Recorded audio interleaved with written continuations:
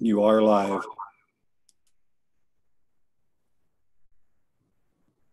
Okay, it's 6 o'clock, Bog. Are we on live? Yes, you are. Okay, I'm going to call this meeting to order. We'll start with a roll call vote. Our roll call attendance. Weber. Here. Nystrom. Here.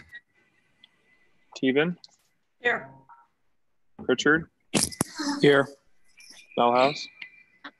Here. First, I'd like to thank everyone for being here tonight.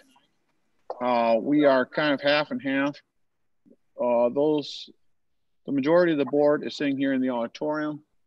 We also have 5 administrators sitting in the audience, practicing good social distancing with their masks on. Whoops, 6. I see another one down there. And we have our superintendent, Julie Trifa, and Mitchell Lewis, our business manager, up here on stage too. That being said, our other 2 board members are at higher risk for complications from COVID or have a high risk indication, so they are joining us online tonight through Zoom. So we're going to try to do this with minimal feedback. Now, Mr. Patterson's here to try to help us get that happening. That said, we're going to start talking about the second reading of the employee conflict of interest. Ms. Tripper, you want to give us a little update there?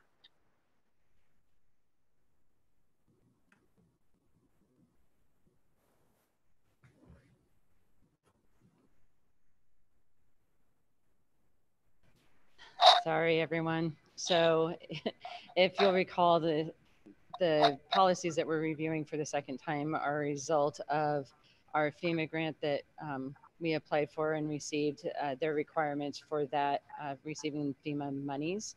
So that is why we're reviewing them for the second time. And there are no changes to this second reading of this policy.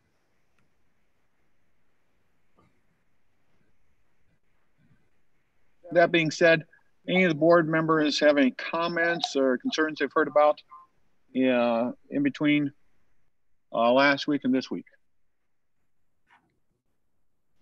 Hearing no concerns, I'll entertain a motion to approve the modifications of policy 401.3. I move to approve policy 401.3. I'll second that. Okay, it's been moved by Mrs. Stevens, seconded by Dr. Nystrom to approve the policy revisions, second reading of policy 401.3, employee conflict of interest. Any further discussion? Hearing none, all those in favor, please signify by saying aye. Aye. Aye. Opposed, nay. The motion passes unanimously. Now we'll move on to policy 705.1R2. Mrs. Trupa. The second reading of this policy stands true as the first. There are no changes to the second reading as it is a requirement of the FEMA grant that we received. Okay. Any board member have any comments, concerns they've received from the audience, from any constituents? Hearing none, I will entertain a motion to approve the revisions to board policy 705.R2 or 1R2. Sorry. I move to approve policy 705.1R2. Second. Okay. It has been moved by Mr. Pritchard, seconded, I believe, by Mrs. Teven, to approve second reading of policy 705.1R2. Did I hear any further discussion? Hearing no further discussion, all those in favor signify by saying aye. Aye. Aye. Opposed, nay. The motion passes unanimously. Now we're going to move on to a calendar change, and I'm going to turn the floor back over to Ms. Tripa on this issue. Okay, we had asked to have the change to the calendar put on the agenda as we started to plan for this upcoming school year. As you're well aware, there are many changes to this year compared to most due to COVID. And one of the things that became very apparent is the fact that we believe our staff will need a lot of support and resources and time to collaborate, as well as time to work on some of the online instruction that they may be helping to administer. So currently our calendar has the first Wednesday of the month as a 2-hour early release. Our proposal is to add an extra 2-hour early release to the third Wednesday of every month so that we can add some time into our calendar to build in for our teachers and staff with regard to professional development.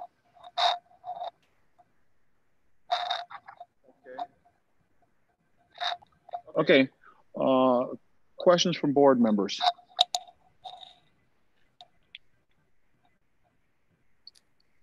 Okay, I don't have a question about this, but one quick comment. Mr. Collins, I noticed that homecoming is just listed without a date. Do we have a date that we can put on here so we can push this all through at once?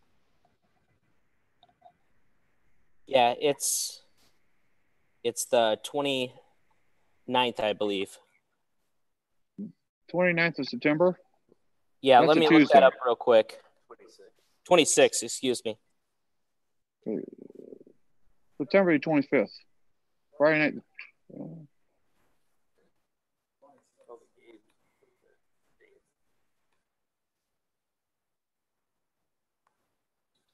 I'm Looks like Friday assuming night would be the I'm assuming 25th. that's tentative, right? Correct. Mhm. Depending if hopefully we're having a football season, so we'll be able to have it.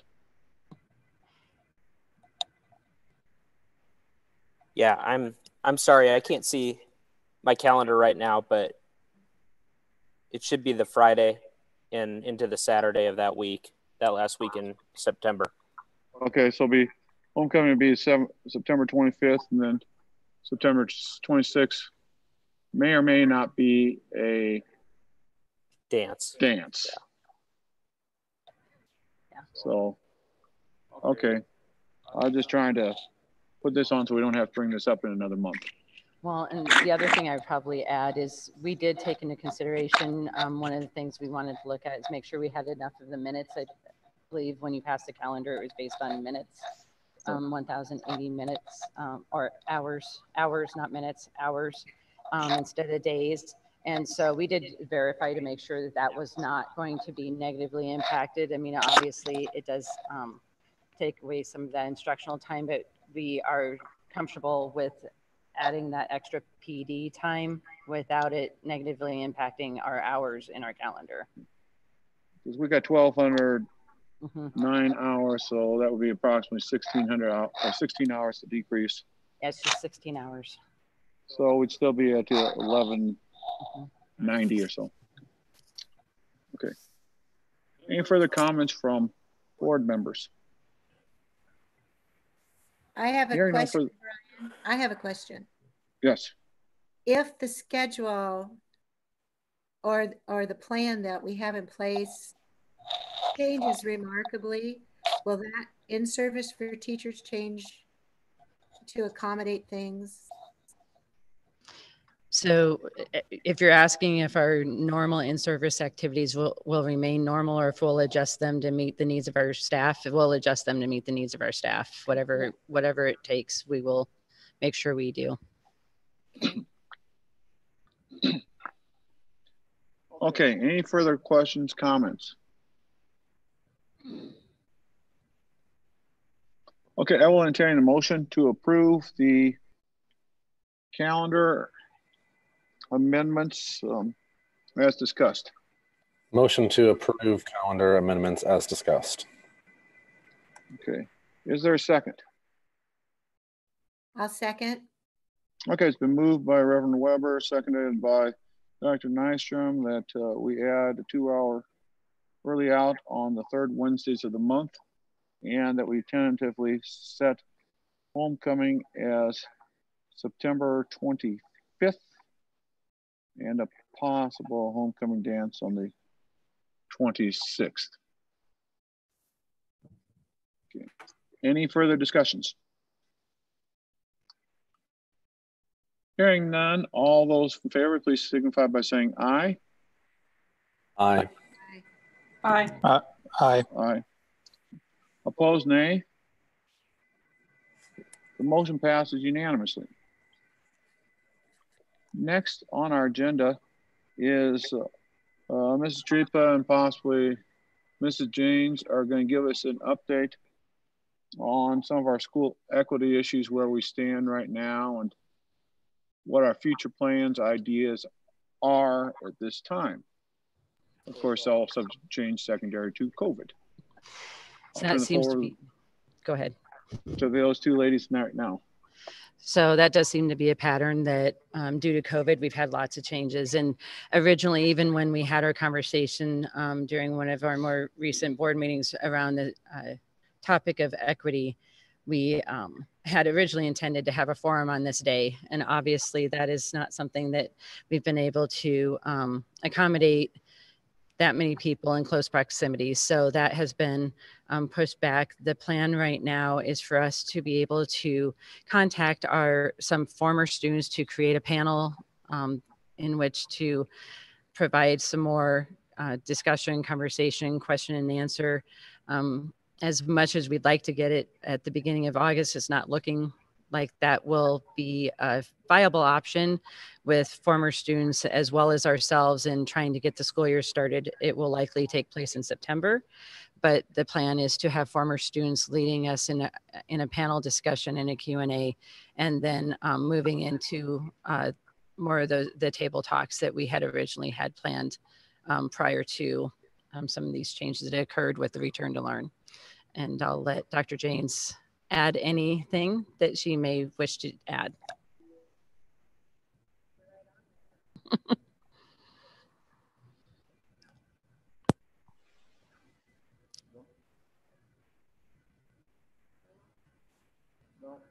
You can use the front if you want.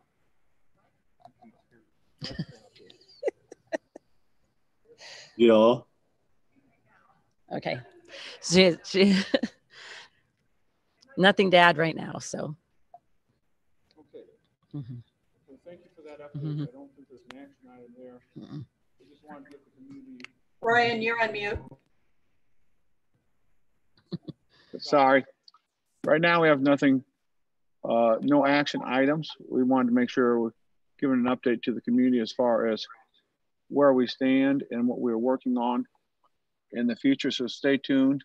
Unfortunately, with COVID, we got two things running at the same time, and COVID takes a little bit of priority, although we are not going to let this issue drop. We will get it on our schedule here in the next 6 to 8 weeks time once we get the kids back in the classroom and studying again. So that being said, the next item on our agenda is the return to learn plan update.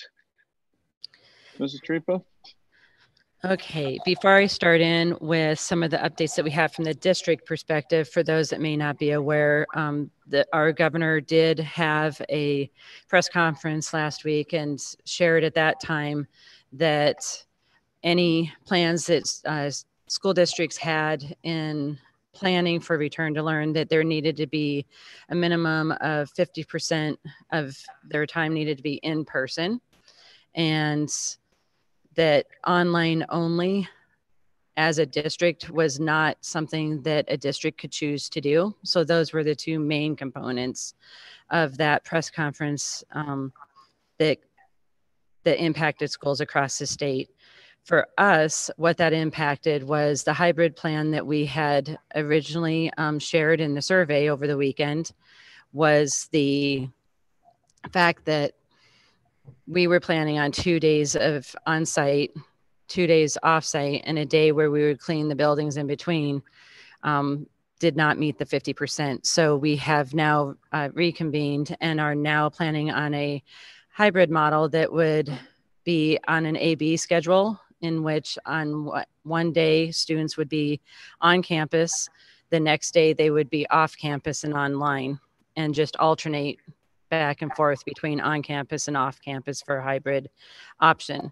Something that also has come about as far as questions from our community is the question about whether they can choose the hybrid option if the district at one point decides to be on-site only with all students on site. And unfortunately, we aren't able to, through staffing or some of the logistics that occur in a district, to provide 3 different options for our community. So any on-site option, whether it's fully on-site or a hybrid option, will be a district decision that the board will approve.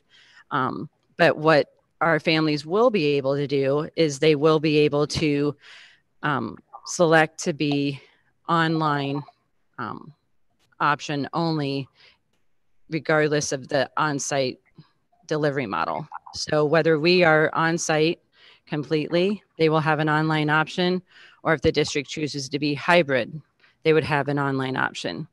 So that is the choice that's available to our families based on our staffing. I am going to have the principals talk in a little bit about what that online option might look like at each of their buildings. We've been having many conversations with staff about that. But before I do, I also just want to make sure that we are able to communicate how appreciative we are that our community, our parents, and our staff have been extremely engaged in this process, and how much we appreciate that. The participation has been amazing. We had over 1,400 responses from our families with regard to providing us with necessary information to be able to provide a plan for our students come this fall. So I'm going to let Dr. Janes just share some of that information before we proceed with our principals sharing out more about our online options. Okay, do I have a mic this time? Hooray. All right, I'll start with the family survey data, and we sent that survey out last Thursday and asked families to respond by Sunday at midnight. I know that was a really short timeline, and we've had a few more responses trickle in, but to have over 2/3 of our families respond in about a 3-day timeline, or not just 2/3 of families, but families representing 2/3 of our students respond that quickly is just amazing. So we really appreciate that, and that data is really incredibly helpful in thinking about how we meet our families' needs.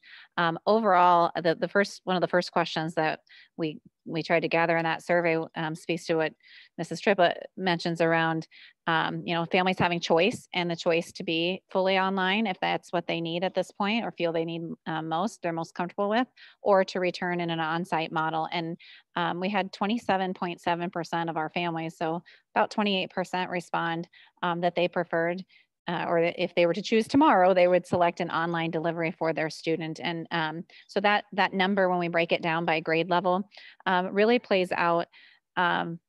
It's not even at every grade level, but it is at least 20 kids, responses for 20 kids at every grade level, and up to our highest numbers that have reported. We're looking at 45 students at a grade level. So, the question when we look at that from a district lens is, well, is this mostly secondary, or is it kids at a certain age? And really, it's based more, I think, upon families and families' needs. And so there might be families that have students at multiple levels that that's what they need at this time. So it really surprised, I think, all of us that it was as equal as it was across the grade span, and that there were, again, that many families that are feeling that may be what they need at this point, and we want to make sure that we can offer that to them. That's the data point I think we've looked at the most in the last 2 days or a day and a half as we think about planning for next year. We also asked, who is assisting children at home, or whether you're selecting remote, or if we had to move into a hybrid model, who would need to assist. And most responses were myself or another parent, guardian, or another adult, but there's a fair number, over a quarter, that it might change day to day, or nobody might be available. And so planning for a hybrid type model or something like that means we have to keep in mind that there might be somebody different assisting the students at home on any given day, and that could be a difficulty. We also did ask, and with this particular survey, we collected student names so that we could plan to support them. And we asked about internet access and what type of access, access to be able to do video, or access to be able to have everyone in your household do video conferencing, so that if at some point we would need to be more remote or do hybrid, we would know if families would be able to do that. And then we did ask if one response choice was my student does not have internet access. And I think this data is probably more accurate than when we've collected before, because we have the names and the and families to help track that. And just around 3% of the 2/3 who responded, around 3% internet access would be a challenge. So when we think about hybrid or remote, those are places where we want to try to support those families as best we can, and being able to support their kid with remote learning that might not have to be tuned into the internet all the time. Another big one that we asked about was transportation, because we just need to have a better handle on how we can adapt and adjust under the circumstances to best provide transportation. So just trying to find out where students, how many students might live outside of 1 mile from an elementary or 2 miles from a middle school, that really would be awfully far to walk. So a student may need transportation. And of those who lived outside of that, 40% would still need a bus, because we know some people may live outside of that range and not necessarily need the bus. So overall, that data is what we've been taking into account in the last two days in our planning. Then we also did a follow-up survey with our staff, and our staff survey responses, we had, I'm just looking here, 131 certified staff members respond. So a majority of our certified staff, much less classified staff. Again, it was a short time frame. They had about the same amount of days to respond, but we asked our certified staff what supports they would need, what professional development, based on a little bit more information with those models, and how they felt comfortable coming back, or how they may need to return, if they needed to return remotely for a medical reason, or if they preferred to return remotely, and why they might prefer that option. And then also, can you be flexible? One choice is I can be flexible and serve our students in whatever model I am needed. And over half of our staff responded that way, saying we absolutely understand and can be flexible. But we do have some information to help us with what certified staff and classified staff may have various needs, and how we can best fit them to meet the family needs as we move forward. Thank you. Thank you, Mrs. James. We want to start youngest to oldest. Autumn, Mrs. Sellers, will go with you first. Autumn, I'm going to interrupt before you start, just to let you know that I want everyone to know, when we do have families that select the online option, something I want to make sure people are aware of is that we will have a finite time frame that we will put on that, in that when you select the online option, you will be selecting that for a certain amount of time. So for example, a semester before you would be able to re-engage on site if you were to change your mind as to whether you want your student to be online or on site. So as they begin to describe some of what online might look like, also be thinking about the fact that it will be a decision that your child will be educated in that manner, in that mode, for a specific amount of time. Awesome. Can you hear me? Great, bonus. All right, so I'm going to kind of start with our on-site model. We actually talked through this with some teachers today, and they kind of got excited about some potential for this. I'm sorry, online. I'm going to start with the online model for families that did not feel like it was a good choice to return to school, and that opportunity for families to decide was important to them. So we kind of talked about how it's important that we share that it's going to feel different than it was this fall. This fall, when it was voluntary, it was very much, some people have called it crisis teaching. We were responding to what was happening. It was voluntary. Where this online option, we want it to have more meat to it. We want families to have the support to teach their children at home that they would at school. And And even Brad and I have talked about how it'll look a lot like it would during the school day. You know, you'd come together, you'd have a morning meeting, you'd start your day, you'd set your purpose. That's really important for our little friends, that they come and they remember what the day is like. They get the reminders they need from yesterday. Remember, today is going to be a fresh new start. Remember working on the sound today, do it with me. You know, whatever that may be, some games, some engagement. That social emotional piece is going to be huge for us. And so we really see, you know, that computer screen as a way that we can interact with our kids through that online model.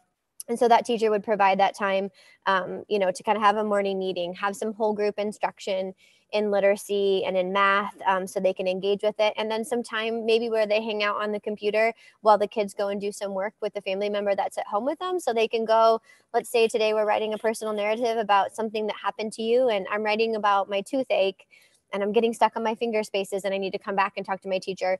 They'll be on the computer to respond to you. And then it also gives me a chance as a teacher to say, hey, I know yesterday Mitch was having a hard time with his vowel sound, so he's going to start with me today, and we're going to do a little mini group on vowel sounds before we get started. And maybe the next day too, Mitch, just kidding. You know, we want some of those opportunities where the teacher will be teaching, and then also opportunities where kids will be working, but then teachers will be available for small group instruction or reteaching of skills that kids are struggling with, or even questions that they have at home. But also the idea too that no one can sit in front of a computer screen all day. Today I sat from 8 to 12 in a chair in front of my computer, and that was hard for me as a grown adult. And so we have breaks scheduled in there where they can go and have a snack, go potty. We talked about if we were teachers, we'd have a snack about mid-morning, mid-afternoon, probably at lunchtime too. So some of those things are in the day, but there will be some really scheduled times when we want students available and on the computer to do that learning with us. And so we'll offer that scaffolded support for families. And so that's nice. If you want to be online, this will be an option for you to have a lot of support for your child, and you as a parent too, to help your child learn. So that's kind of what our online model looks like. On site, we talked about a lot. You know, we'll have that schedule, that face coverings will be required in all settings. We've talked a lot about the flow of our buildings. Each building has its own personality and its own flow. So, you know, how can we find those places that we need to problem solve? You know, kids going up and downstairs. I've measured every part of my building at this point. I know exactly how wide the stairwells are. So, you know, how we can do some of those things and use doors. And today we looked at the playground as a team with some staff and how we could separate that out, because we've shared a lot that we need to have some of those really important pieces. Kids need to move. They need to play. They need those things in their schedule. We're really going to try to stick to those cohorts of a classroom as much as possible, as we can, so that those kids are staying together. And then, you know, looking at other resources that we can have for some flexible ways to space out while we're in the classroom as well. There's lots of great ideas around there. I get a call from a teacher almost every day or two, or a parent, about ideas that we could possibly use. So we're really problem solving how to make it really feel like school and feel like home, and keep them safe at the same time, including increasing sanitation routines and, you know, getting kids involved in that as well. And I think they're really good at, they learn so much through BEEP. They knew really quickly when they had to wash their hands after every station. Those babies are 4. Some of our pumpkins at ESY right now are doing great with masks. That's great to see. So, you know, just some of those things that will work out as we move along. So those are kind of our 2 models. Any questions? I think just to add a little bit to what I was saying, I think it's really important for parents to understand that online learning this fall will look much different than online learning looked last spring. Online learning last spring was a time to make sure that our kids stayed engaged if they chose to. It was optional. Online learning in the fall will be required. So that learning won't be optional anymore. The schedule, they'll be required to attend online at certain times. It's not 8 to 3:15 all day long, like Autumn said, but there will be certain times throughout the day that they're required to be online with their teacher and engaging with their teacher. It could be whole group, it could be small group, it could be one-on-one for a reading conference, and it could be where the entire online cohort is working and the teacher is there, so that and they may ask one student to show their work and let me see what you're working on, or a student can unmute their mic and they can ask the teacher a question if they have one. So there'll be a mixture. It'll look very similar, and this is what we have talked about. It looks very similar to the on-site cohort, and it's really the in-person instruction in an online format.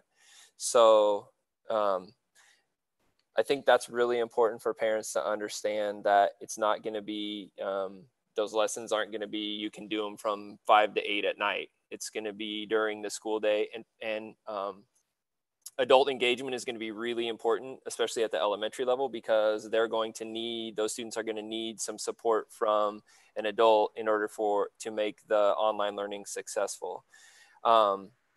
A couple things, and Autumn may have said this, but I just want to reiterate that those schedules will look pretty similar. The pacing for the year is going to look very similar. The online cohort the teacher that's doing the online cohort will collaborate with the rest of the grade level, and pacing will look very similar. Timelines will look very similar. The essential standards that they're covering will look very similar.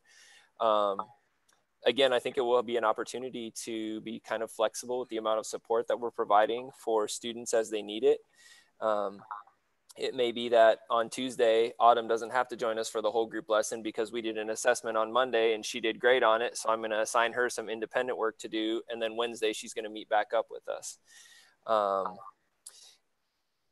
couple other things we want to really stress, that based on who may choose to be in part of the online cohort, that our students may not, or likely will not, have their currently assigned teacher. So it's not going to be each individual teacher doing an online cohort.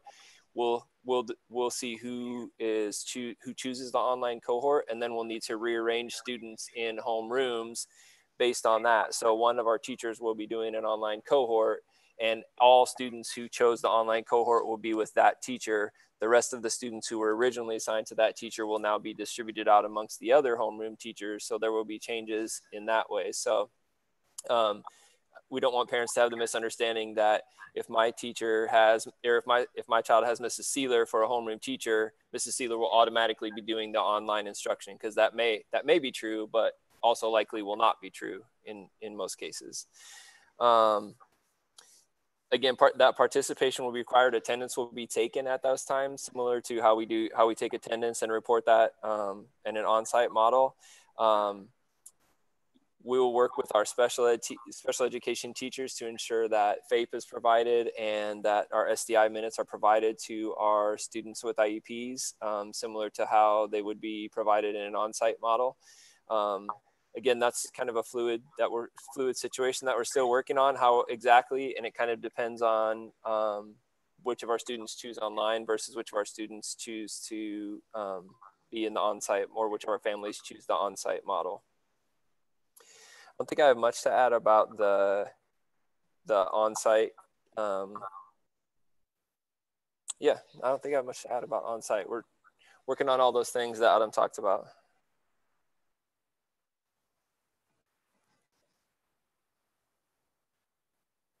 Brad, this is Pam Nystrom. And you answered my question. So you will probably have a teacher that has the online cohort then, and it won't be all your staff. No, the way we're looking at it, and it's hard to say for sure, Pam, until we know what 100% of our families want to do, because we don't know for sure how many of our families are going to choose online at each grade level. So it's really hard to say right now. I mean, ideally we would have one class or two classes if that would happen. Ideally we'd have the right amount that we could do two classes or one class as the online cohort, and the rest of the sections would be on site, which is kind of how our survey data is breaking down right now. But until we still have a good number of our families who haven't responded, so we don't know for sure what everyone wants to do. And until we say for sure, are you coming on site, or are you choosing the online model? We don't know for sure. So yes, one of our teachers will be completely online while the rest are on site. Yeah, that really clarifies things, I think, for families and teachers. Well, and that's kind of our purpose too. We want to make sure that all of these options are a relationship with our families. And so we want to make sure they understand what those roles are in all of those relationships. So they go into it really transparently, knowing what it means to partner with us, to be at home and do our online option for your child, and what that partnership will look like. And so that's part of our purpose for sure.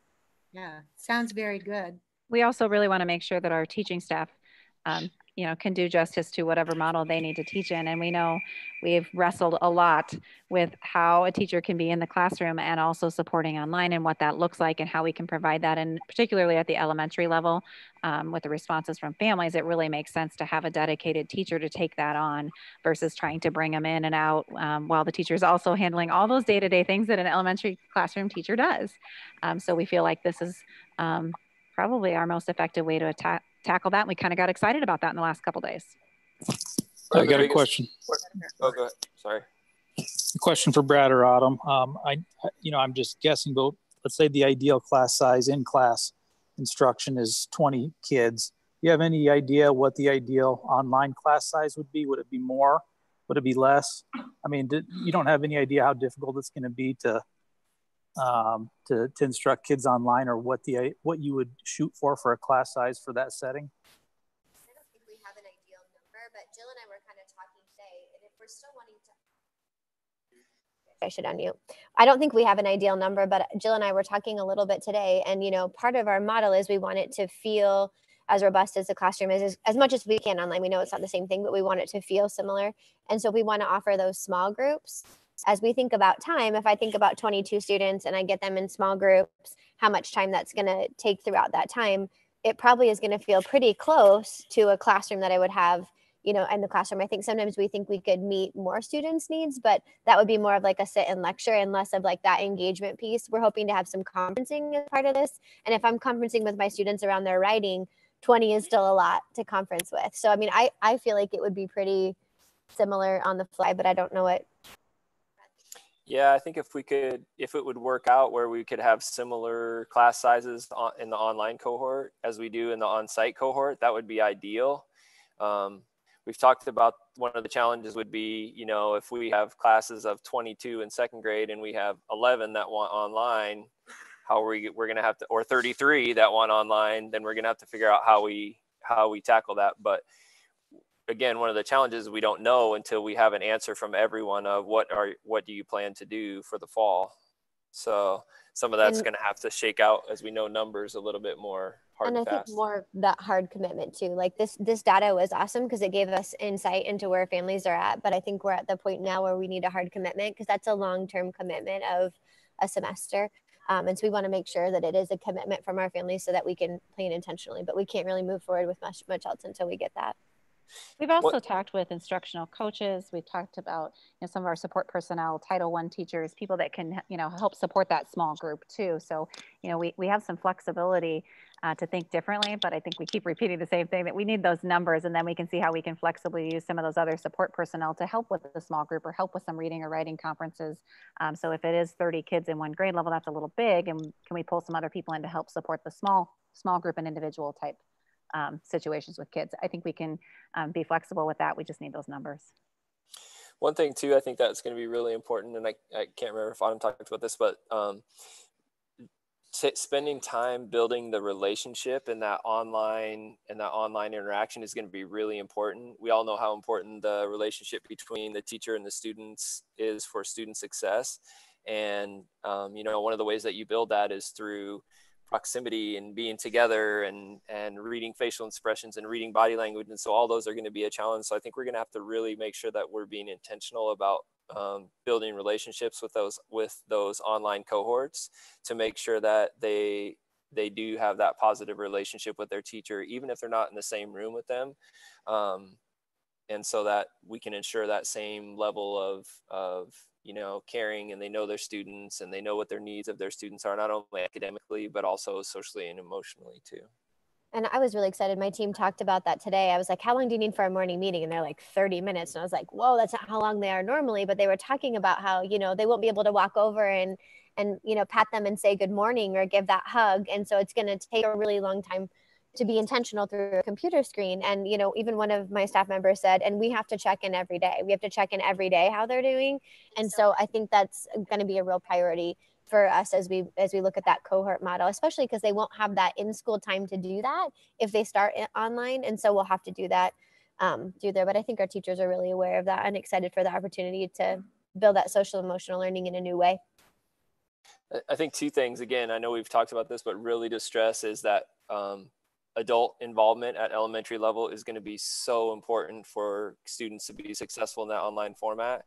And then that they're going to be required to be online during certain times of the school day. So it's not flexible like it was. I mean, it's somewhat flexible, but it's not as flexible as it was in the spring. So those two things I think are really, really important as families are trying to decide what is best for them and their children. Question for you quickly. I know you sent out the survey data and gotten names. Is that going to be considered registering for that then, or do they still have to register for the online? I think our intent, Pat, is to have them register formally online once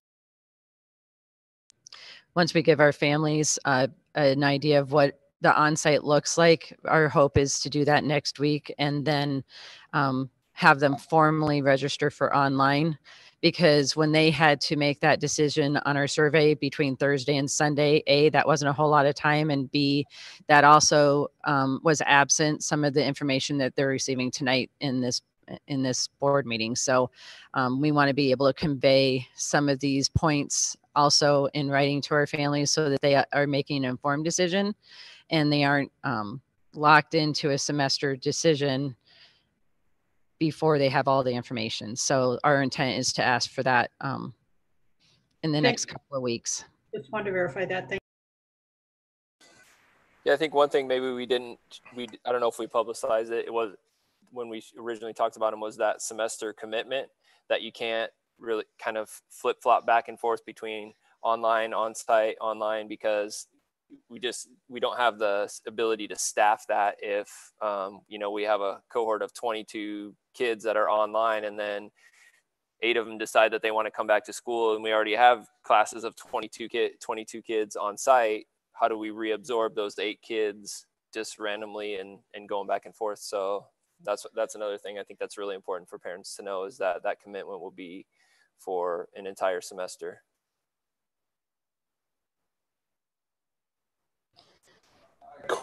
I had a quick question. And this probably goes for all the administrators across the board in regards to the teachers that you have. Is there going to be options for teachers? And even like, obviously there's going to be some teachers that just want to do the online learning because they may have some sort of fear, but then have some teachers that need to do it because of having immune comparable kiddos at home, or caring for grandparents or parents or something like that. Is there going to be some sort of yeah. I would. Jude, do you want to add? Okay, I was just going to say at the elementary level, we're kind of working through that process right now. I started that conversation today with my leadership team. So any of my grade level teachers who are watching right now are probably thinking, what? Because I haven't had a chance to meet with all of them yet. So word is probably getting out that we're gonna have at least one online section. I would anticipate. I think we're both working through that with our staff on who that would be. And when you say, will there be choice? I don't know that I would say there would be choice, because if you have 3 teachers at the same grade level who want to be the online teacher and we only need one, we have to work through that process. On the other side of that, if you have nobody who wants to be necessarily the online teacher and we need one, then we have to work through that process. So yes, I would say there's some flexibility. If you know that someone is not comfortable or needs to not be in the school environment for some reason, then I think that would be logically the person that you would look at for the online cohort. Yeah. And something I can talk about for an example in the high school is we have an English teacher who is pregnant, who have a baby during the middle of the year, and she's volunteered to do online. So that kind of makes our job easier in that circumstance when she can teach 9 through 12 and organize it that way.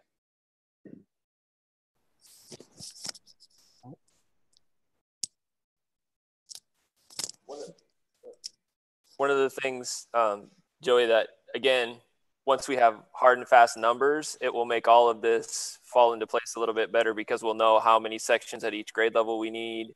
Then we can have the conversation of who that is or how many that's going to be and who those people are going to be, and can kind of start going through that. But until we know how many sections we're going to have, we can't and have that conversation. Is my mic working? You know, the online learning at the secondary level becomes more difficult if you're certified in one area. So if I as a teacher am certified in math and I only teach math, it's hard to ask that person to teach math, science, social studies, language arts when they don't have any of the resources to do that and have never taught those things. And so at the elementary level, where you typically teach all of your subjects, that's a little easier to facilitate online. So as you move up in the secondary level, it kind of becomes a little more impossible, which is why as I get to my plan, we'll talk about how that looks different than elementary. When will we have the data that we need to base these decisions off of?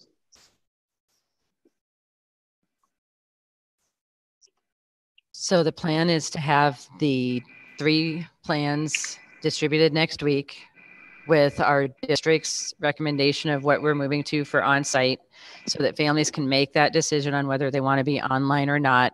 The official announcement or decision won't happen until the board approves such plan, but the goal is to have that out next week. And my understanding, one other thing is that the board, we will be deciding if the in-school option is full-time every day versus A/B every other day, because the governor wants us, every kid in school, to be at least 50%. Now, if we do have that 50-50 option, the A/B, I am assuming, I've had this question asked, when kids A are in school, kids B will be having some homework assignment or something they will have to get done and be ready with it when they come back the following day and vice versa. Is that a fair statement, or will there be? That's a possibility. That might be one option. But one of the things to keep in mind, if we have the A/B, it is also possible that the students that are home and online may also be engaged in actual learning online as well, not just homework. But that's something that we want to be able to solidify some of those details before we're able to share out what that plan exactly looks like, since we just changed this after the governor's announcement. So that's part of what we want to be able to put out next week is those details of what does that look like when they are home. But I think families need to know that if we're on that A/B schedule, it is not necessarily going to be a situation when they're home that they do not have to be online. In fact, most of the time they will likely have to be online at some point. Okay. And by the same token, if we go to the A/B, then every other day for the younger kids, the parents are going to have some type of supervision in the house or having a babysitter where they have internet capability in order to be participating in school from home. That is correct. Yes. And so the emphasis that you heard from our elementary principals about the need to have some parental, whether it be parental, guardian, an adult assisting the students on an online option, that would be true in a hybrid option as well, that we would need. That leads to my question that I've been thinking about. Is our decision going to be district-wide, or is it going to be based on building? For example, the high school, they a lot of times can provide their own transportation, the older kids, and they are constantly mixing through classes. You know, could we possibly look at doing the older kids as a hybrid model, whereas a first grade class with 20 kids, it would be pretty easy to keep those kids as a cohort and move those kids through the day in the same group.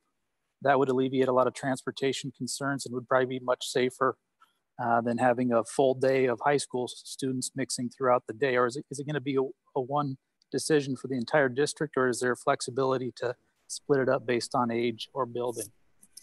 So I'm going to answer that the way I answered it this morning with the teachers. That is an option at this time. We have not determined whether it will be one mode for the entire district or a combination yet.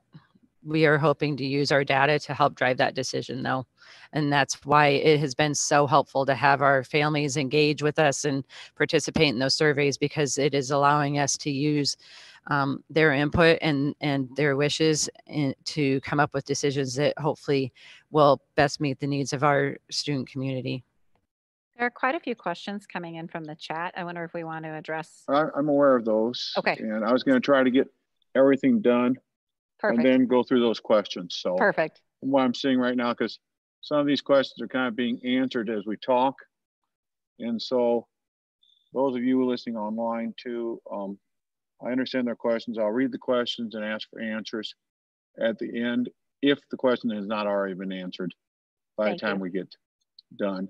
One other question I've had from people is at the elementary level, what are we going to be doing about music, art, that type of thing? Are we going to be having the music teacher coming into the individual rooms as opposed to having the kids bounce down the hall to prevent things? So will we have music because of the spread of the coronavirus through the air with singing, or will they have to use their masks during that?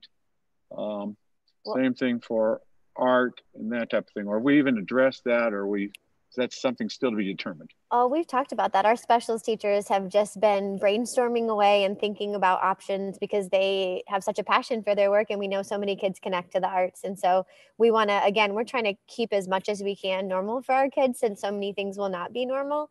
And so I was just talking to my music teacher today, and she's amazing. She gets out her guitar, they sing about pizza. It's awesome.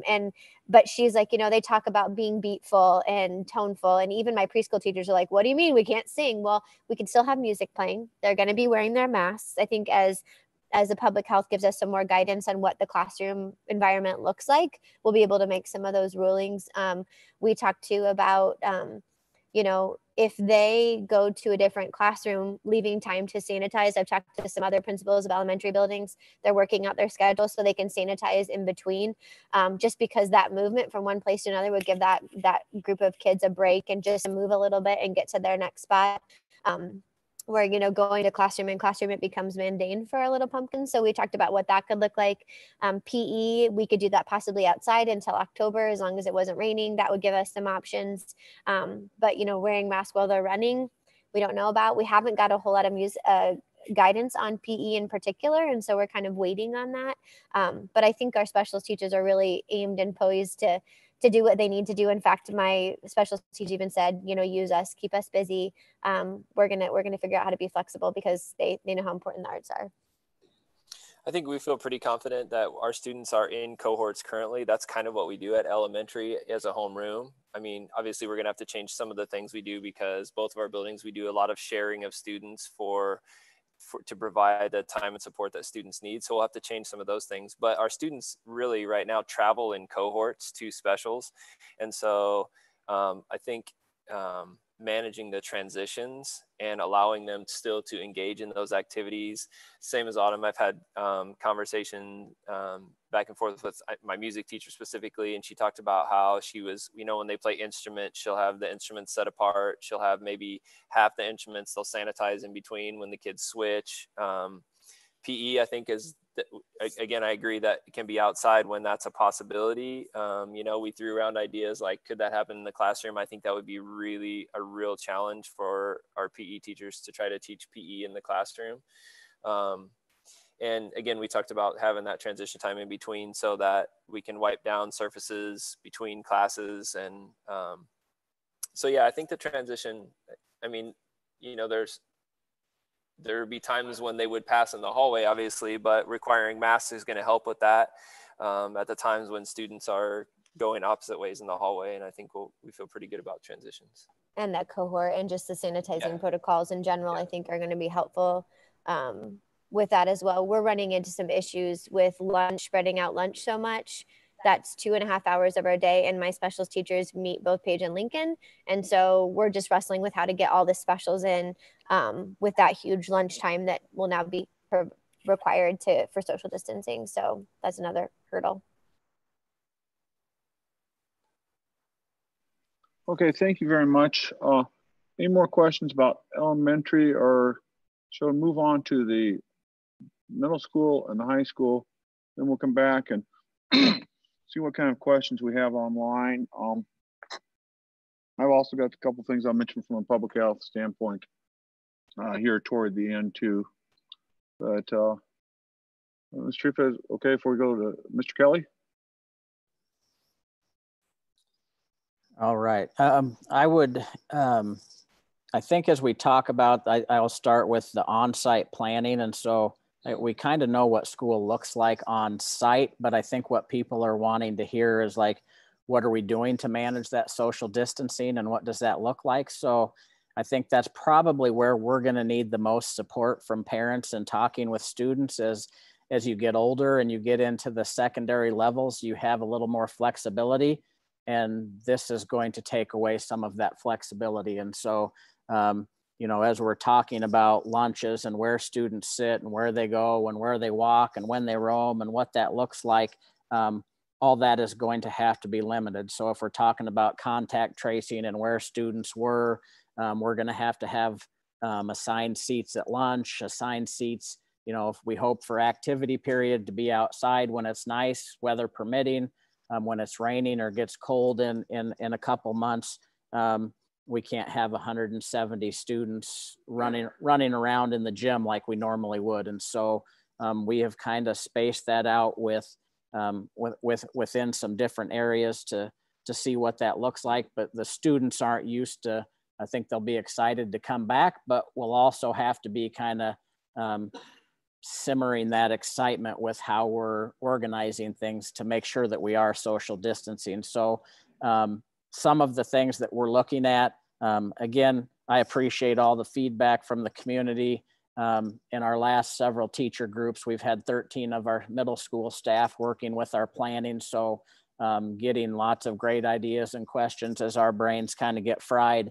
It's welcome input and things that sometimes you just don't think of without that feedback. So a lot of these ideas are coming in daily. And so some of the ideas that we're talking about are arrival time, opening the building at a certain time, having students report directly to their first hour classroom instead of the gym or the commons where they would normally do. Obviously, like we talked about, requiring masks. Masks would be required to enter the building.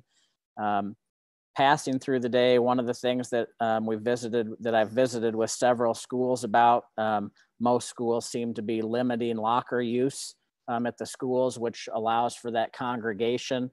So our plan is to make sure that students have backpacks to eliminate that time.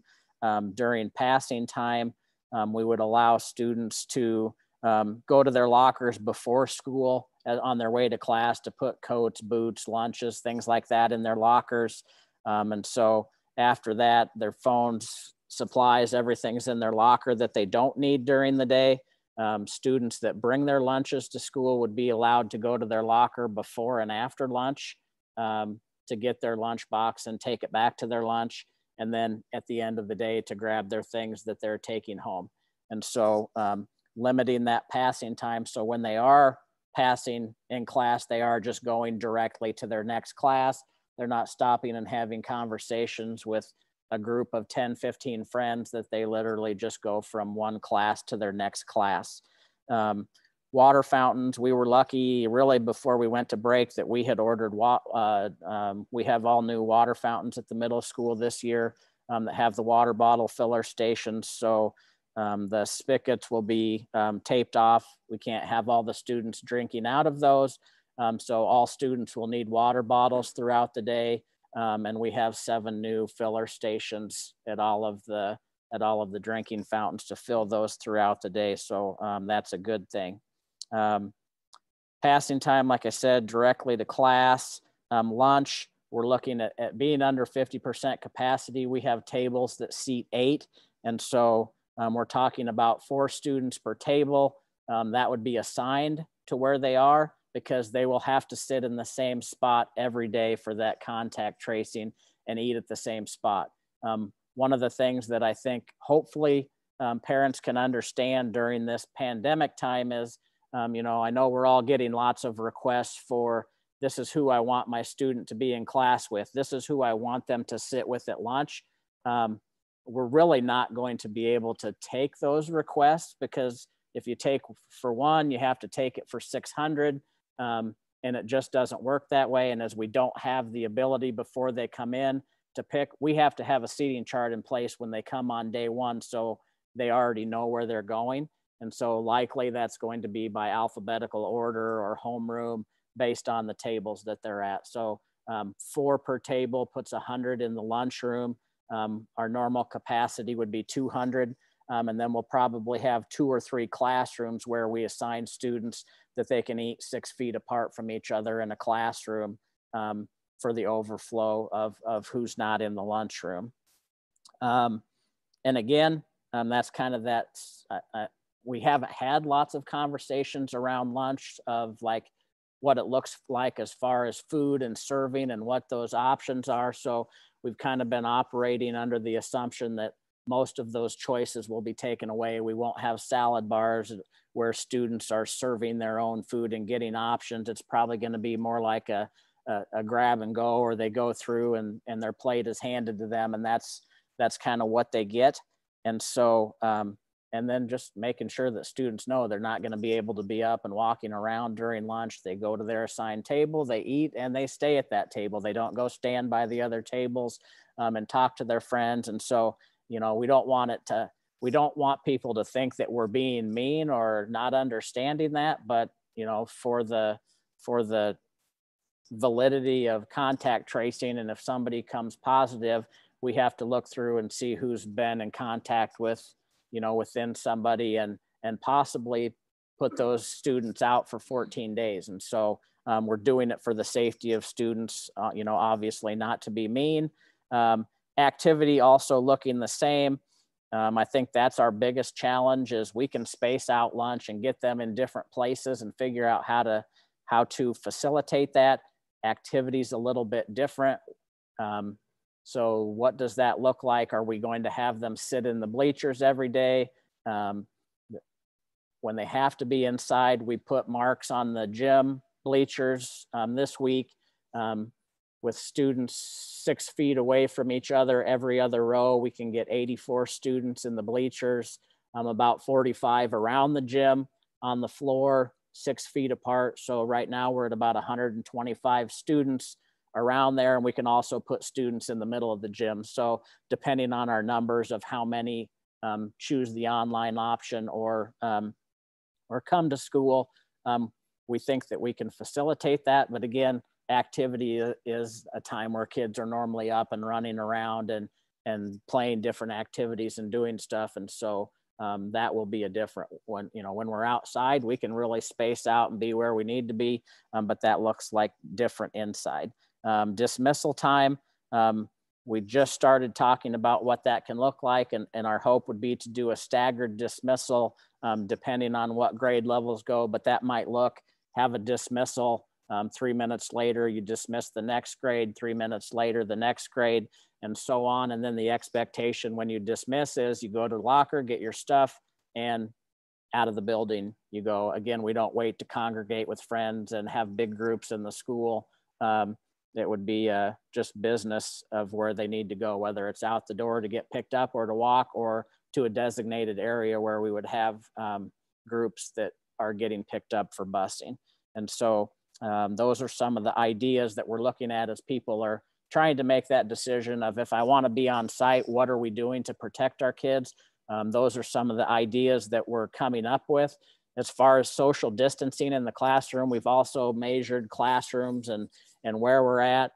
6 feet is not possible, but we do believe that in a normal classroom that 3 to 4 feet of social distancing is possible, with the desk space 3 to 4 feet apart, that we can facilitate the numbers that we need to make that happen. We will have to, we're still working on areas, like you said, with not having, as music again looks different at the elementary level. A lot of our music periods, there's only one period that's offered for each grade level in music. So oftentimes we have up to 50 or 60 kids in one session. And so what does that look like? How do they sing? Do we have music classes sitting in the commons with somebody supervising them? And then, you know, the sopranos go down and social distance in the room and sing. They come back up, and different things like that. Band also has some strict requirements of 6 feet of social distancing, 9 feet for tubas. With 40 people in band, our band room is pretty good size, but that still takes a pretty big space when you're talking about some of those areas. So still waiting for some further guidance on what that looks like, and is that safe or not.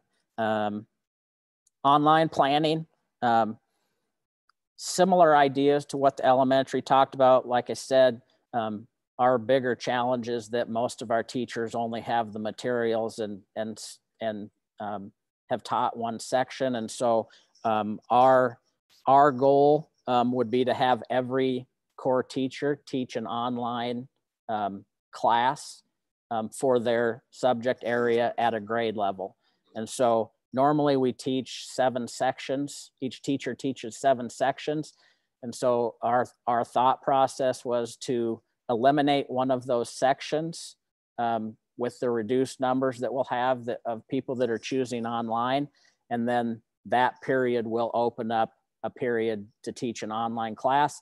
So then they would then teach that online class during that open period, and they'd teach the same content that they were teaching during the day to that group of online students. What that might look like, you know, like the elementary people said, students would be expected to log in at a certain time. We would build a schedule throughout the day so classes aren't overlapping when they're teaching.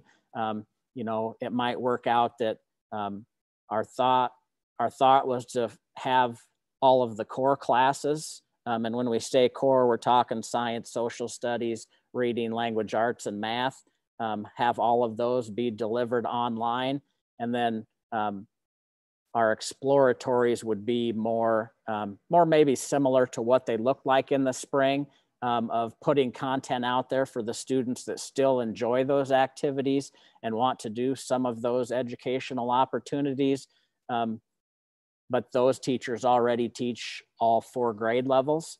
And so they'll still be tied to working with that. So they would put content out to have work that the students could work on. And we think we would change that to exploratories to a pass-fail option, just kind of a completion. So students could have a break from the, you know, the rigors of the academics with math and things like that, and still do some of those things that they, those areas that they really enjoy with the fine arts and art, STEM, computer, FCS, and things like that. Expectations for those classes, we would think that it would be like a class period. So a normal class period is 40 minutes, but that doesn't mean that the students would be online for 40 minutes. So we thought the students would stay on until they're dismissed. So there might be, you know, there might be a day where there's 20 minutes of instruction and then there's work time. So the students would be able to log off and work, or they could stay logged on and complete work and ask the teacher questions if they have questions while they're working on it. But they'd have a little discretionary in that time commitment of if they want to stay logged on after they move to their work time. We want that to be as rigorous as possible. So just like the online content, we want the online classes are going to have the same homework load, the same assessments, the same scheduling, the same content. So again, like elementary said, it's not going to look like it did in the spring. It's going to be just as rigorous as being in person. So I had given an example that I have typed up of what a schedule might look like, and based on when we're working on that schedule, we just had this conversation this morning. So we're looking at a schedule of when those 5 classes could be offered out. So you might have a class 1st hour, 3rd hour, 4th hour, 6th hour, and 8th hour. And those other times would be considered open. So during those times, they could be breaks, they could be work completion time, they could be time to work on those exploratory and PE classes that they're not getting in person. And so they could we would create a schedule for the students to log in throughout the day. And the expectation would be that they log in to a Google Meet during that time to be with their class. And one of the ideas behind that schedule that we would put together is, you know, in the unseen for event that we have to quarantine students, for 14 days, students that were in person could go to that online model for that 14-day quarantine and still participate in their core classes at the same level they were as if they were in school. So they're not just going to miss 14 days of instruction, you know, depending on, hopefully, you know, they may be asymptomatic or whatever and still feel okay to do school, but would still have the ability to log in and access that and stay up with all their classes. And so that's kind of where we're at with that planning right now. And so I don't know if you want questions for middle school or if you want the other secondary to open that up and then ask secondary questions. Why don't we go ahead and get the high school perspective, and then that way we have two of you to grill. Okay. Yeah, so a lot of our, can you guys hear me? Okay, so a lot of our conversation today with our teacher leaders was involved around what online looks for our high school students. So looking at that survey data, we had about 130 high school students request online only. So our goal today as a group was to paint that picture of what their day would look like on a daily basis. And I know high school is a lot different from elementary on what that looks like just based on course offerings, but we have the same like sentiment and agreement that the rigor is going to be a lot higher than it was prior to last spring, and attendance will be taken. So to kind of start, we had a really, and we don't have that data tonight, but we had to ask our teachers and have them report to the teachers on what courses can we actually offer online. And I don't think it's feasible to have a AP chemistry, AP physics, physics, chemistry, zoology, biology, physical science all offered online. So our course offerings might look a lot less at the high school. And then just some classes aren't doable, like our ag welding class and pottery classes just can't be done online. So we're trying to narrow that down to what classes will be offered this fall. And then we kind of created that schedule of we want virtual meetings every single day for online kids. At first, we thought maybe doing a 1 through 8 period, but having kids be online for 7 hours just isn't feasible. As Autumn talked about, as adults, it's really hard to be online for 4 hours. So what we're looking at is Monday and Thursday would be periods 1 through 4. And then Tuesday and Friday would be periods 5 through 8. And then Wednesday would be an online independent work day or self-directed, where you work on formative assessments, or a teacher could request you for a intervention and direct instruction. So classes would be around 40 minutes. So you're looking around 3 hours a day of virtual learning. And then the back end of it, you'd be doing independent work or self-directed work for the periods the next day. So that's kind of what we tackled today.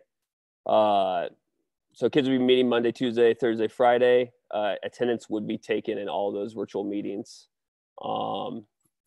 That's kind of what we have right now for the high school.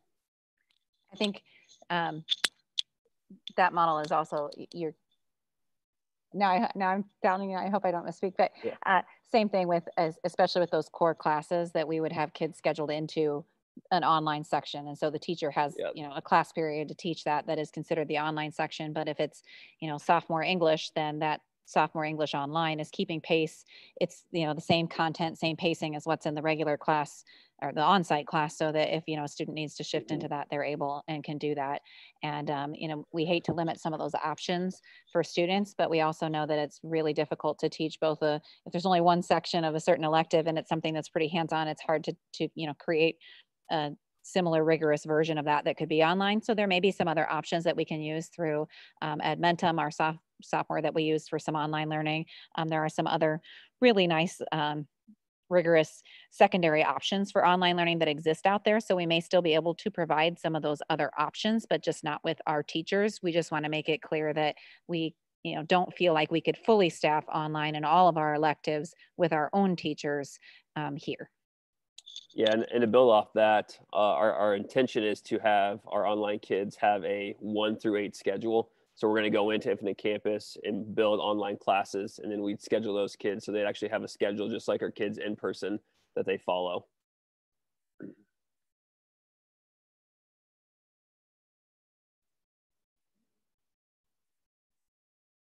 Okay, thank you very much, gentlemen. First, we'll start with board's questions to either Mr. Kelly or Drake.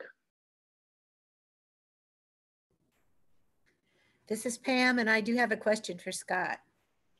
So if 5th graders come in the morning, they go to their home room, Then they travel to all their 5th grade teachers all day long for different subjects. Is that what I heard? Yeah, they would report to their first hour class to eliminate that extra passing from homeroom. So they would go directly to their first hour class. And would they just see 5th grade teachers then and just move around that part of the building? Except for specials, maybe. Yes.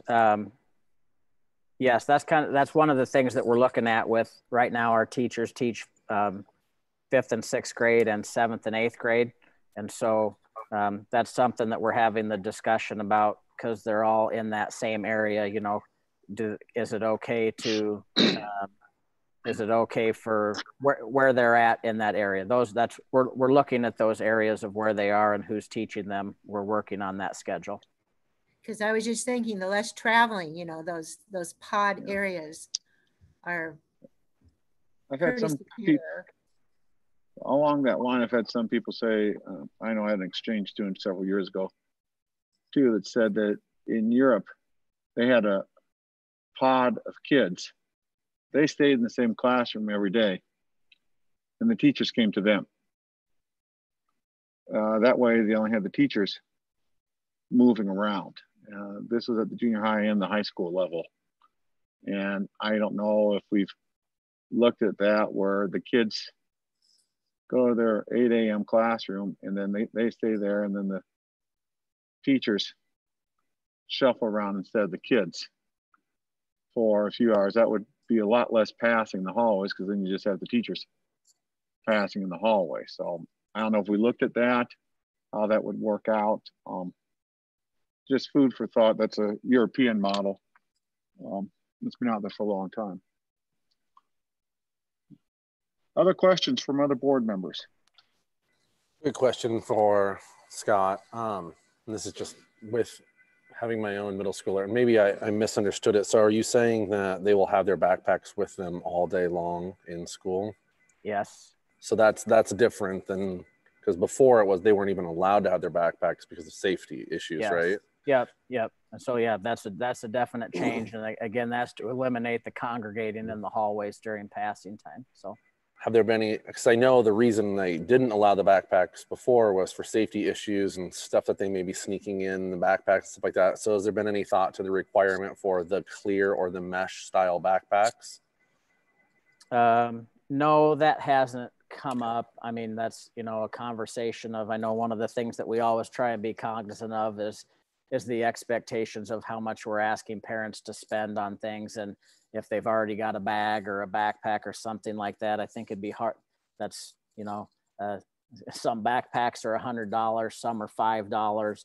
If I've already bought something or have something, I'd rather have them not go out and spend money on something. So I know, you know, that's something that we always take a look at with, you know, one of the things is safety with, you know, what's in it and what's not in it. The other thing is safety in the classrooms. If you have 25 backpacks laying in between desks and there's a tornado drill or something and everybody's tromping over those, what does that look like? So I think it's, you know, it's an organizational thing. Make sure it's slid under your chair, out of the way of things and stuff like that. So yeah, we hadn't thought of that, of what it could look like. And I don't know that even if they had a mesh backpack where they might put something in it that we would be able to see or not, is probably,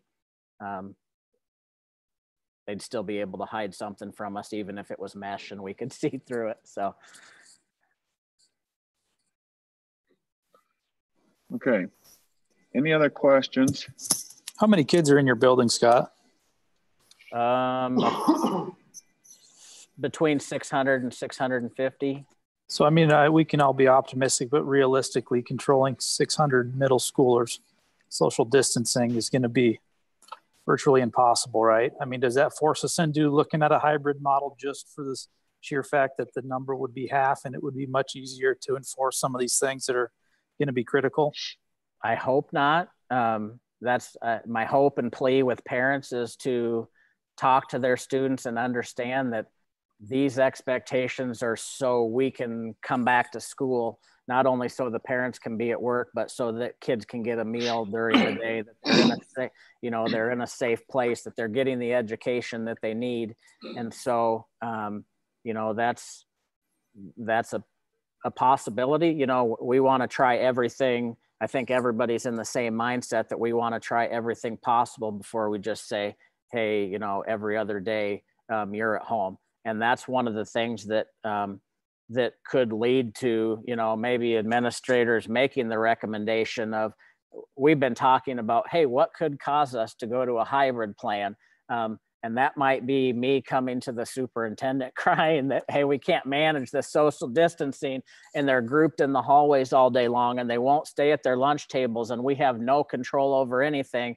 And if Dr. Melhouse asks us for a plan of who they were around, we have no idea because they're everywhere and they won't follow those guidelines. And so those things that we're putting in place are to be able to come back and be in school. And I think if we follow those, and students are willing to work with us, we just need to realize that, you know, we hope this isn't going to be forever, but until we can be to a place where we feel safe.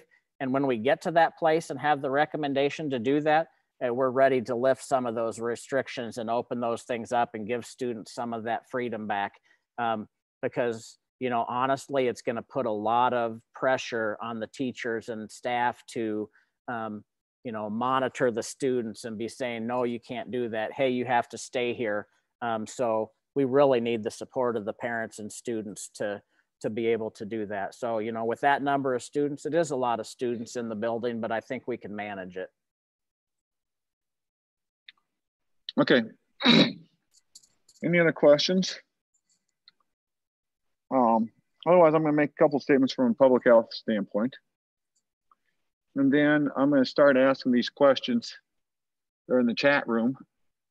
And anyone from the administration that wants to pop up and make an attempt at answering them, I'll be good.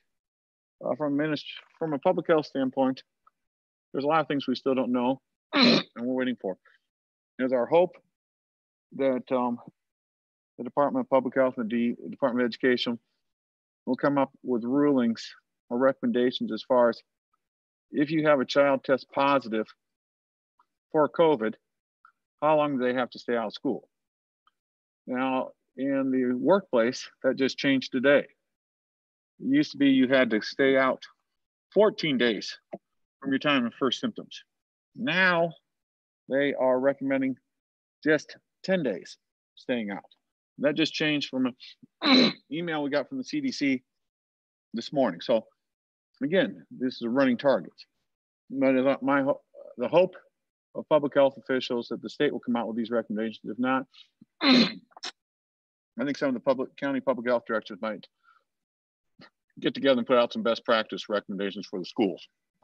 Dr. Melhouse, can I just share with you what the DE has shared with us as far as the timing on that? Yeah.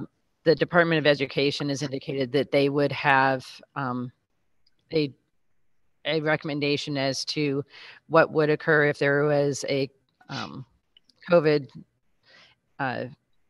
positive COVID case in a school by the first week of August would be what they have shared with us, that we would have an indication of what that process would look like. So the first week of August is the date timeline that we've been given. And hopefully that will also have, if you have a child who has a positive parent or a sibling who is living at home, there's someone else in the house that converts to positive. Right now, that child would not be allowed in school for 14 days. But yet the rest of the class would not have to necessarily do any isolation, would not have to do the tracking back.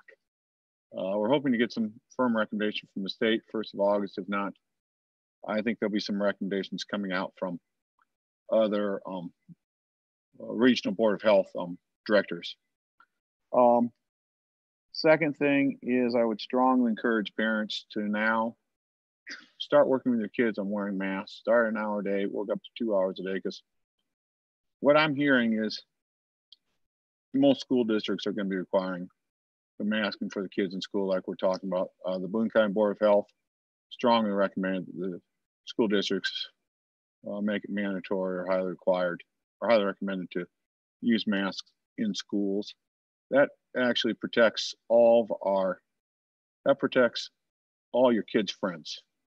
In case your kid is one of the asymptomatic carriers, or your kid comes down on Wednesday with COVID, that means everyone he was around Monday and Tuesday, if you don't have a mask on, they're at much higher risk. We need to protect our teachers. That is one of the main reasons. Our teachers, they care. They want to come back if possible. I remind all of our teachers and staff, yes, some of you are worried, but on the other hand, remember the checkout person at Casey's, whose kids you have in school. They're putting their life on the line for you too by working at Casey's, where they're not being 100% protected either, but they're putting their life out on the line. So they want the help of their kids too. Elementary kids, it's proven that their viral load in each breath they take, or if they cough or sneeze, is less than junior high or high school. So they are less likely than junior high and high school kids to transmit the virus both in school and at home. Say they're misfortunate and they take their mask off, a bunch of them take their mask off, and 2 or 3 of them get the COVID virus. They go home, they're less likely to bring it home than some high school kids. I see some questions about athletics. Right now, the Iowa the Iowa High School Athletic Directors, or Iowa High School Athletic Association, Iowa Girls Board Union, they're still staying a go. Mr. Collins, have you heard anything more about what the rules are going to be there, or are you waiting for some more rules to come out? The last notification that we've received has been that fall sports are a go at this point. Practices for high school will begin August 10th, and that we will be receiving further guidance the week of July 27th from the state. And I would assume that a lot of the things that we are doing for out-of-season workouts and weight room and such will be a part of that. But it might be even more particular once we get those guidelines. But they said week of July 27th for us, and that we're still moving forward with fall sports. Okay. Thank you very much. With that, I'm going to start asking some questions. So one of the first ones I got here that actually I had people ask me at work today several times is, what happens with getting completed the work from the spring semester that the kids did not get completed? As we all know, at the upper levels, we said it was optional. The option was, when do you get completed? You had to have these basic concepts completed. How are we going to go about helping those kids isolate or figuring out who those kids are to give them the special help they need, that type of thing?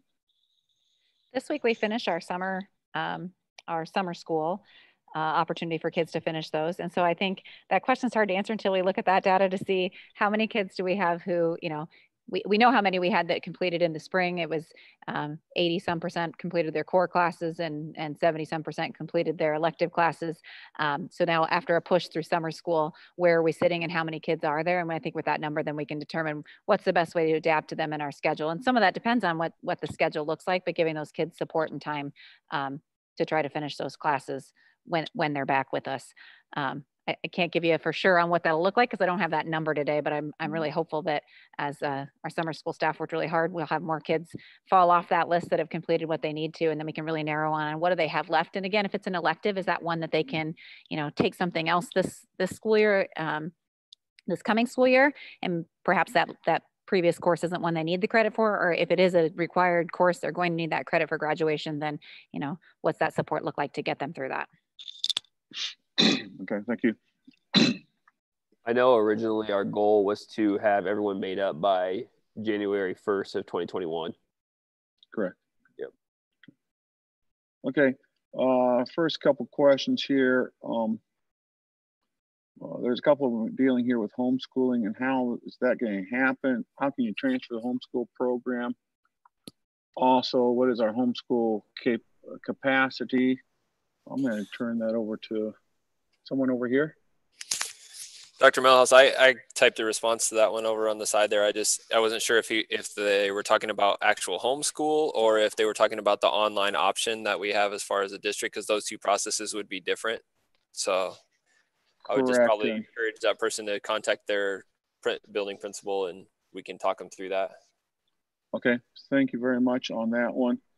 The next one person said science proves that this will not evolve through herd immunity. Putting them all back in school together is just going to cause this pandemic to spread more.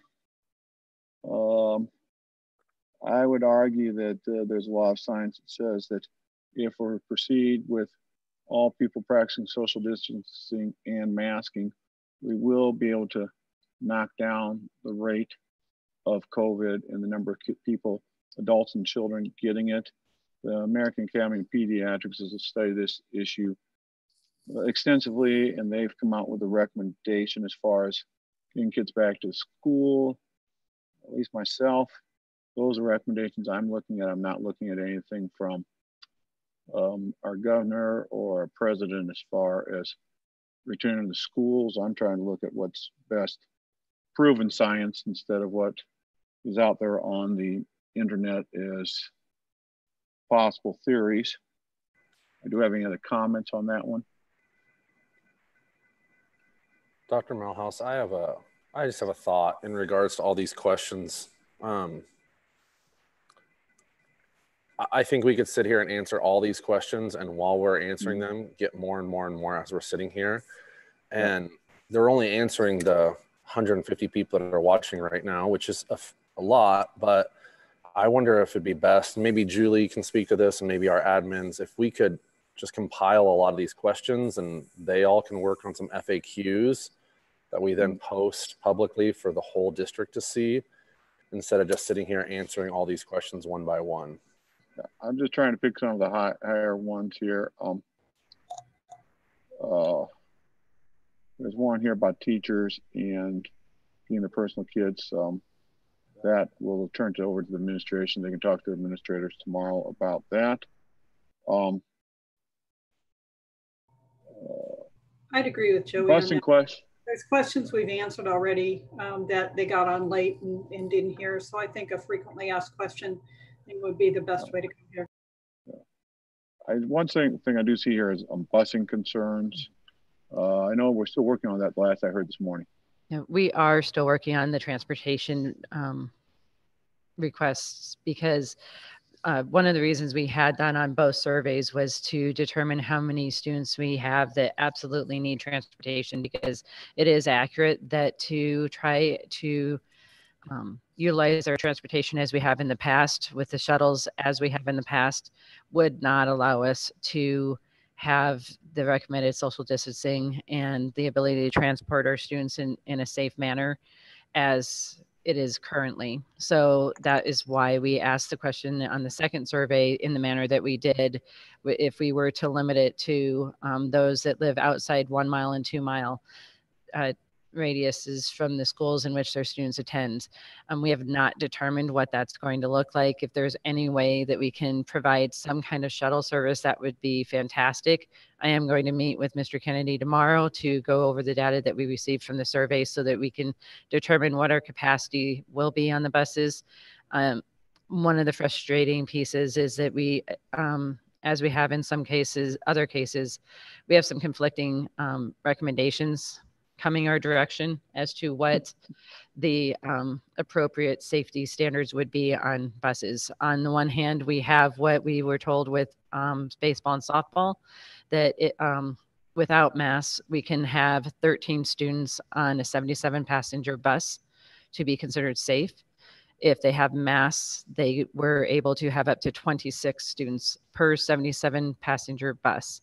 So keeping in mind that with our current transportation practices, oftentimes those shuttles had between 50 and 60 students per bus, transporting students from one school to another, and neither of those circumstances meet the need that we would have as we currently have run transportation. So on the other hand, if it is accurate that we'll be able to transport 2 students per seat, which is something that we've been hearing, that would allow us a little bit more flexibility. But that is part of the delay in determining what the safest way to transport our students will be. So I will again beg for patience on the part of families, and I do understand how difficult this is.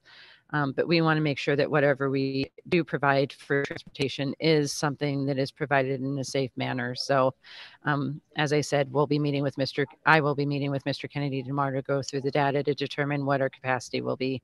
And hopefully, I would love to be able to give you an answer next week. So that's my goal. Okay. Thank you. These other ones look like they can wait. Any other comments from board members, or else we'll move on to the last topic on our agenda. I'm not a board member, but I don't know if I just as I look at this chat, I wonder if we just need to restate again. It seems like there's a lot of confusion. Like if you want our online model, you don't have to sign up for homeschooling. That's not homeschooling. Our online model is going to be an option for families. And I just, Amber, I see your comment there. I want to make sure that those people that want the online option, that's going to be an online option for all of our students and a decision for you to make for your family. There will be a time when we ask you to commit to that, but that's an option for everybody. That doesn't mean you have to homeschool. That means we're going to offer that online option that all of us have talked about at the different levels of what that looks like. And if you have more questions about what that looks like, reach out to one of the administrators so we can talk it more with you. Sorry, last comment. This is Pam. Thank you, Autumn, for that clarification. I would ask that, Julie, at the very beginning, you talked about the online, the A-B schedule, and the third option.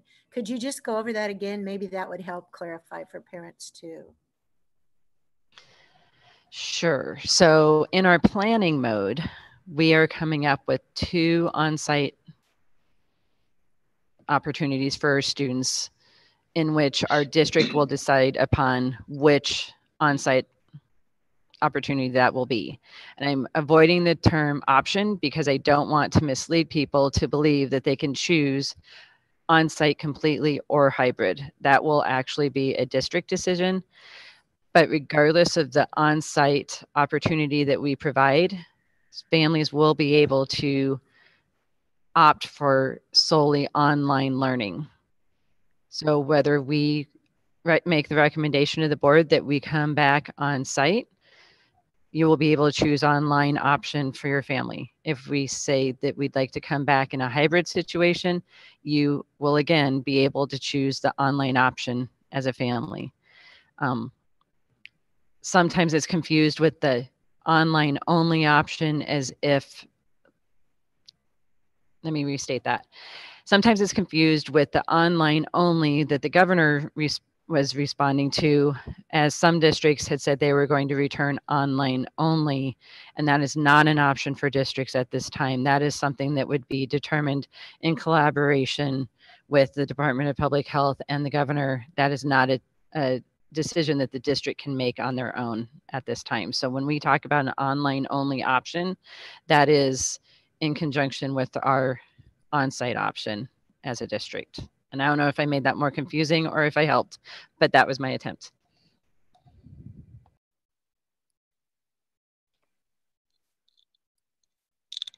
I'd just like to add that starting this week, we did bring kids back on site for learning for our ESY summer school program at all of our building levels. And let me just tell you, the smiles on my face, maybe it was under a mask, but the smiles on my face and the students' faces and our administrators and our teachers' faces, they're real. And that connection with kids just feels so good. And so bringing those kids back, it's 35 kids, but it's been definitely a joy and a positive and a chance to pilot some of these things that we're putting in place to mitigate.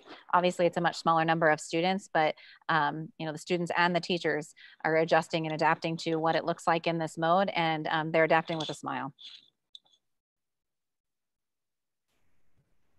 Okay, thank you everyone for that extremely educational information here. Unfortunately, things are changing, so hopefully they'll get this more stabilized in the next couple weeks and make a decision as far as the school district, if we're going to go on site every day versus on site every other day. Mm-hmm. After we make that decision, then the parents will be able to decide if they're going to have their kids on site option, or if they're going to be the totally online option. So I am going to clarify because we don't currently have a board meeting set until August 10th. So our plan is to make that recommendation public prior to the board meeting on the 10th. And we will be asking for families to make that decision as to whether they'd like to choose the online option prior to August 10th, because we do need time to plan for that. So the online option will be an option. That's not up for discussion. That's not a decision that needs to be made. The decision that needs to be made is on site every day or on site every other day. Julie, do we need a special board meeting? Would that be benefit? I would think so. It would be very beneficial if we could do that. Probably not next week, but the following, like right away in the beginning of the following week, so that we have time to share out information with families.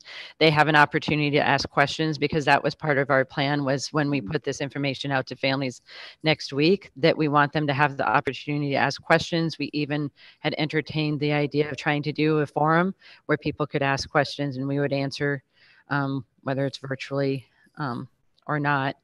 But we wanted to be able to answer those questions before we made those final decisions. So, but it would be beneficial to not wait until the 10th in that respect, because I would agree totally with that. Yeah. I think that might be a possibility to have a special board meeting to be able to make a final decision. I don't know if we have the question and answer the same night, or if we do that a separate night, but we hopefully get the information out to the community next Tuesday or Wednesday. Sometime next digested over the weekend, over that following weekend, then either the following Monday or Tuesday night, the 1st or the 2nd, or either on Monday or Tuesday night of that week, which I think it'd be the 3rd or the 4th, if I remember the calendar properly. Having a board meeting where we make a final decision as far as what the on-site is going to look at, to give our parents a little bit who are on the fence as far as which way they're going to go, as far as online learning or on-site learning. And I'm just going to clarify one more time that online option will be likely for a semester commitment. So regardless of the level of your students, so whether they're elementary, middle, or high school, we're looking at a semester commitment at this point. The reason I'm saying that, Julie, is if the board has to approve it no matter what, if it goes out to the public and then the board does not approve what you've recommended, then you've told the community the wrong thing. So that's why I'm totally thinking agree. We definitely need to make that decision. Yes. Okay, this is Pam. So next week, there's information coming down from the state next week, and could we meet on Thursday? Could we meet at the end of next week? I would have time to respond, Julie. I mean, or do you need to go into the first week of August?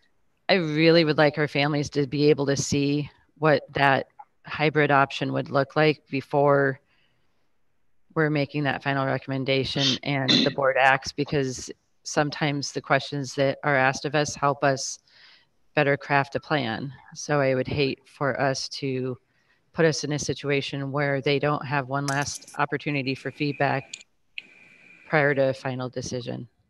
The other thing that we have to remember is August 3rd, I believe she said we're going to be getting information as far as how long kids will be out of school if they have COVID, or if the family member has COVID. We're going to be getting some of those recommendations. That may or may not was the date change how we make this decision. So it'd be nice to be able to see those on August 2nd or 3rd or 4th. So I'm kind of thinking about trying to do something on either that Monday night or Tuesday night, the 3rd or 4th, to be able to get this all settled. Okay.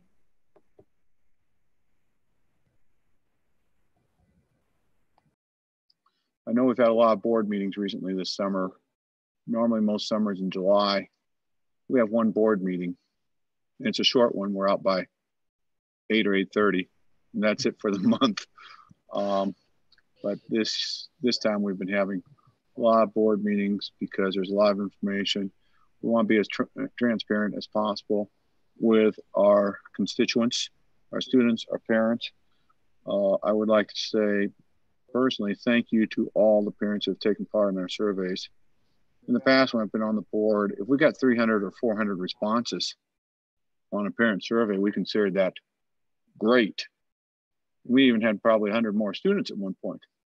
But now we're getting 2/3 response on a survey within 4 days' time. That's just outstanding. It shows our parents really care about what's happening with their kids. They want to do what's best for their kids and for our community. With that said, we'll go to the superintendent for her board report. The return to learn has been the majority of the time. However, I will share that I have had an opportunity to participate in chamber board meeting, meet with the chamber president as well as Salvation Army representative, and we'll be meeting with the Rotary next week. So slowly but surely having an opportunity to meet with some community leaders, getting to meet with some parents along the way, but hope as soon as we can arrive at a decision, I hope that I'll be able to have more opportunities to meet with even more people. And it's been fantastic to finally be able to meet, even though masked up. They all know what I look like without the mask because of the board meetings, but I don't necessarily know what everyone looks like without the mask when I meet them. So if I ask any of you what your name is again, I apologize in advance.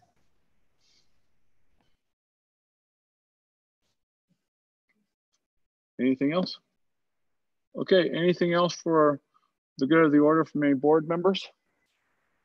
I'll just say it. I mean, we've said it in different ways and shapes, and I'll just say it to all of our admins here and our teachers. Somebody, I think, said that as well, but gosh, thank you guys.